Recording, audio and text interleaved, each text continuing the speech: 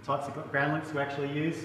We work with polypipe, polyethylene pipe, polybutylene has also been used, and one that's recently been approved through the International Association is the PEX-A pipe, that is the Rehau PEX-A pipe, which was just talked about previously. So it's very similar to the stuff that goes in your underfloor, can also get down into the ground. In a vertical situation, we could be drilling holes anywhere from 40 or 50 metres through to even 120, 130 metres deep, depending on the application. And the number of holes and the depth varies depending on the heating and cooling load required in the building. The holes themselves are about a 5 to 6 inch diameter, and you actually put two sets of pipes in there. So one down, obviously with a fused U-bend on the bottom of that for the water to come back up again. And then that borehole we use a bentonite grout to seal that so we don't get any water infiltration or crossing of aquifers, so environmentally it's sound. And also just to get rid of any air pockets that might have appeared in there so that you don't have air as a barrier to the thermal connection with the ground. The horizontal loops, usually we like to have sort of at least an acre or so to run with a horizontal loop.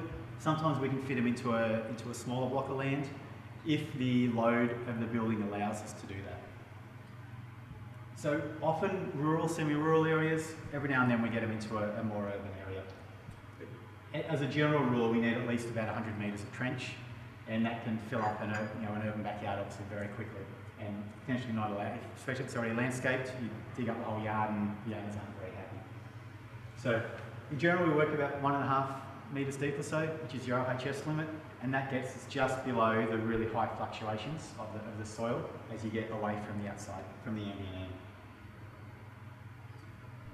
And running through all these pipes, these closed ground loop systems, is water with usually just a small percentage of something like methanol, just to treat the water to make sure no bugs or any bacteria or anything grows in there. In really cold climates, we might use some glycol or something similar like that, just so that we don't actually freeze the system. In Perth, obviously not necessary. There's only a couple of installations in Australia where we've actually had to go to that level. Water loops, we've got both open and closed styles of water loops. We've got here just the closed systems using a surface water body. This could be the river out here, it could be a farm dam. The traditional system is just using the polypipe, putting the coils and basically launching them out in the dam, allowing them to then just sort of sink to the bottom, usually on some legs so they don't get covered in silt, which will stop water movement from going around the coils. And more recently, we've seen a bit of an innovation using some actual plate heat exchangers, either stainless steel or titanium for saltwater applications. Depending on the application, that could be, it could be the right answer for you. There's some labour cost savings, although sometimes if you have to go to titanium, obviously there's a cost penalty to do that. So it's just a matter of looking at the project and seeing what's the best option for you. The other type of open loop system, a water loop system, is called an open loop. We're actually using groundwater or surface water to provide the heating and cooling to your building. And I always laugh at this diagram because it's coming obviously from a jurisdiction where you're allowed to pump out of the groundwater and go into the surface water. I don't know of anywhere in Australia where that's allowed. But what it does illustrate is the two different ways of doing it. If we're using a groundwater system, an open loop system, in Perth aquifer is generally pretty suitable for this sort of application. We usually have one extraction bore in the aquifer, comes up, provides a heat exchange, and then the water goes back into that same aquifer. Usually just at least sort of 5 or 10 metres away from the original bore, depending on the hydrogeology in your area. Other option is to use actual surface water. There's a lot of applications worldwide where seawater is being used as a heat exchange, and I know of a number of applications around Fremantle and stuff in Perth where it's also being used like that.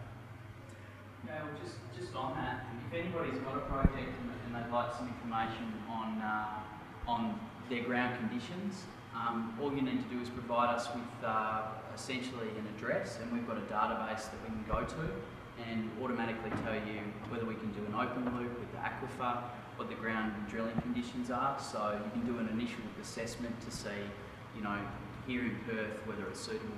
So anyway, So information like that is really important for us to start the design so we get the right information into the system. Often it's sort of a little bit similar in terms of sort of biomimicry design principles, and that, which is obviously trying to mimic nature. What we want to do is understand the environment there so that we can work with it to get the right exchange capacity from what's existing. there's no point being a sustainability solution if what we do is heat up the ground or freeze the ground. So we're really careful that we understand your conditions to get it right. Okay, the actual heat pumps themselves, as I said, it is a basic heat pump. The actual ground source heat pumps have been developed to meet the sort of unique requirements of a closed loop system or of a geo-exchange system. So they operate slightly differently to a standard water source heat pump or an air source heat pump.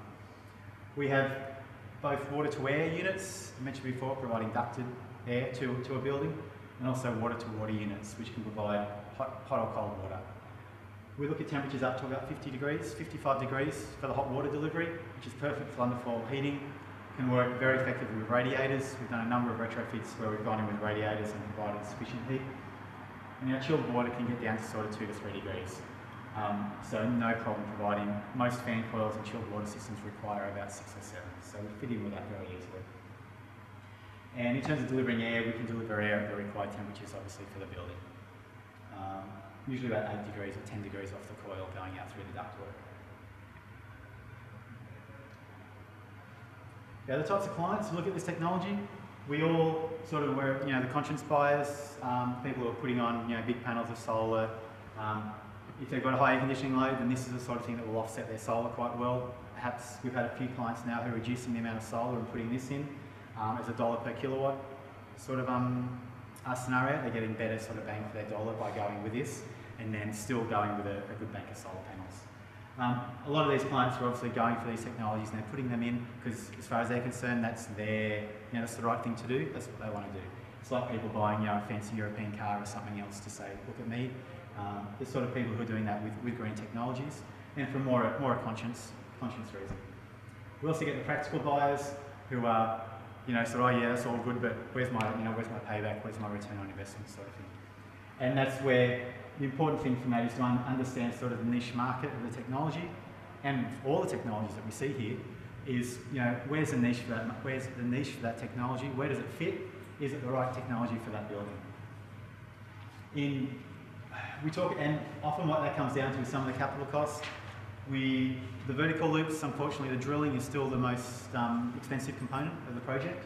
So if there is a closed loop requirement, which has more drilling than the open loop requirement, then sometimes the practical buyers get put off by that. So if they're in a rural or semi-rural